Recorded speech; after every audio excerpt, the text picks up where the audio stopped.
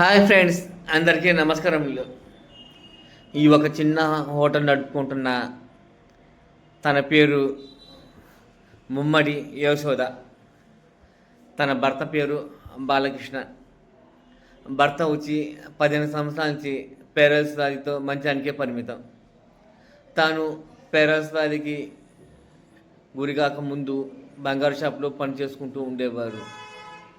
సాఫీగా సాగుతున్న వారి జీవిత నౌకలో భర్త బాలకృష్ణ పేరల్స్ వారితో మంచం పట్టడం వలన ఆ కుటుంబ భారం మొత్తం ముమ్మడి యశోద గారి మీద పడింది. వారి కుమారుడు ముమ్మడి కార్తీక్ చైతన్య కాలేజీలో 92% మార్కులతో సీట్ సాధించారు. ఇంటర్లో సీట్ అయితే సాధించారు, కానీ తాను కాలేజ్ ఫీజు కట్టడానికి వారి దగ్గర డబ్బులు లేవు.